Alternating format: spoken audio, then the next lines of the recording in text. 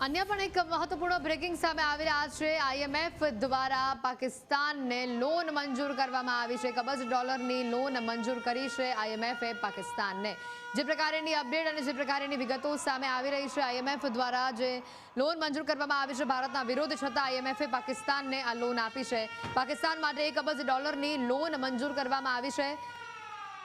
$1 અબજની તાત્કાલિક ચૂકવણીને મંજૂરી આપવામાં આવી છે। પાકિસ્તાન ઈચ્છતું હતું કે તેને $2.3 અબજની લોનની મદદ મળે। પાકિસ્તાન કોઈ શરતનું પાલન નહોતું કરતું, છતાં પણ તેને આ લોન આપવામાં આવી છે। અને આ જ અંગે વધુ અપડેટ્સ પણ જાણીએ। અમારા સહયોગી યશ આપણી સાથે જોડાયેલા છે। યશ, બિલકુલ, તો આઈએમએફ એક એવી સંસ્થા છે જેને તમે પોસ્ટ બેંકમાં ધારો કે તમે નાનકડી બચત થાપણ જેને કહેવાય એ પ્રકારે તમે બચત કરતા હો, તો આઈએમએફ સામાન્ય રીતે સર્વસંમતિથી નિર્ણય લેતું હોય છે અને આઈએમએફ જે છે તે સર્વસંમતિથી નિર્ણય લીધા બાદ તે લોન જે છે જે તે દેશને આપે છે। મતલબ કેવો છે કે જે તે દેશ પહેલાં નાની બચત તરીકે આઈએમએફમાં પૈસા ચૂકવતું રહે, જ્યારે એ જ દેશને જરૂર હોય ત્યારે આઈએમએફ લોન આપે। જેમ કે 1991માં એક સમયે ભારત જે છે તે આર્થિક સંકટમાં હતું, તો ભારતને લોન જે છે તે આપવાનું કામ આઈએમએફે કર્યું હતું। ભારત વારંવાર પોતાની થાપણ જે છે તે ત્યાં મૂકતું રહે છે આઈએમએફમાં। જેમ ભારત મૂકે છે તેમ દુનિયાના ઘણા દેશો જે છે તે પોતાની નાની બચત ત્યાં આઈએમએફમાં મૂકે છે અને ત્યાંથી પછી એમને લોન જોઈતી હોય ત્યારે તેમને મળે છે। પરંતુ પાકિસ્તાન અલગ કેસ છે। પાકિસ્તાન જે છે તે વારંવાર લોન લીધે જ રાખે છે અને ફરી એક વખત આઈએમએફમાં તેમણે અરજી આપી હતી। આઈએમએફના એક્ઝિક્યુટિવ બોર્ડમાં 25 જેટલા ડિરેક્ટર હોય છે અને એ જે 25 ડિરેક્ટર છે તેમની સહમતિ બને તો તમને અહીંયાથી ખાસ લોન મળતી હોય છે, જેમાંથી એક ભારત પણ છે। હવે ભારત પાસે અહીંયા ના આપવાનો ઓપ્શન નહોતો, કારણ કે ત્યાં હા આપવાની હોય અથવા તો તમારે મતદાનથી દૂર રહેવાનું હોય, એટલે ભારતે ગઈકાલે મતદાનથી દૂર રહેવાનું હતું અને એ જ એ કર્યું।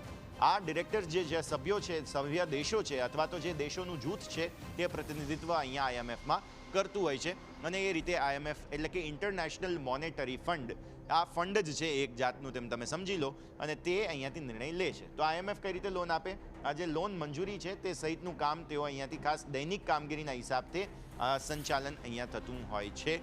તો સર્વસંમતિ મળે તે પ્રમાણે લોન આપવામાં આવે।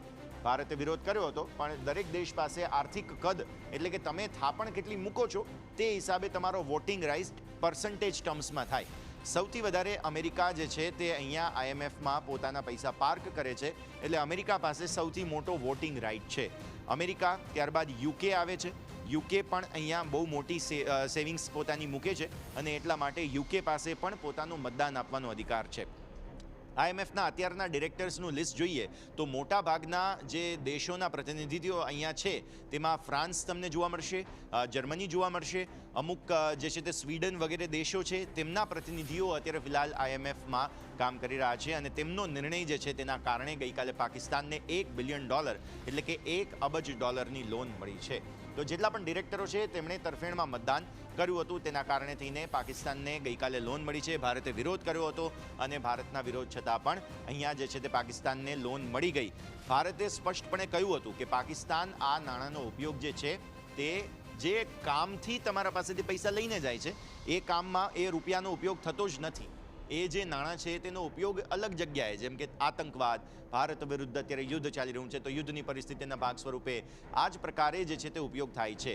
પરંતુ તેમ છતાં પણ આઈએમએફ દ્વારા જે છે તે આ પ્રકારે કાર્યવાહી કરવામાં આવી અને પાકિસ્તાનને લોન આપવામાં આવી છે। તો મતલબ સાફ છે, ભારતે અહીંયા લોનની વિરુદ્ધમાં જો મતદાન આપ્યું હતું એટલે કે આપણે મતદાનથી જ અળગા રહ્યા હતા, કારણ કે આઈએમએફની જે કાર્યવાહી છે તેમાં ના પાડવાનો ઓપ્શન જ નથી। યા તો તમે મતદાનથી જ અળગા રહો અને યા તો તમે હા પાડો।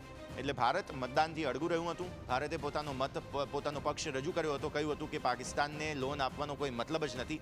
તેમ છતાં પણ $2.5 બિલિયન એટલે કે $2.5 અબજની માગણી પાકિસ્તાને કરી હતી। ભારતે $1 અબજ કહી શકાય ઇન્ટરનેશનલ મોનેટરી ફંડે આઈએમએફે $1 અબજની લોન મંજૂર કરી છે અને તાત્કાલિક ચૂકવણું પણ પાકિસ્તાનને થઈ રહ્યું છે। તો આ મહત્વપૂર્ણ અપડેટ અત્યારે ફિલહાલ હેતવી।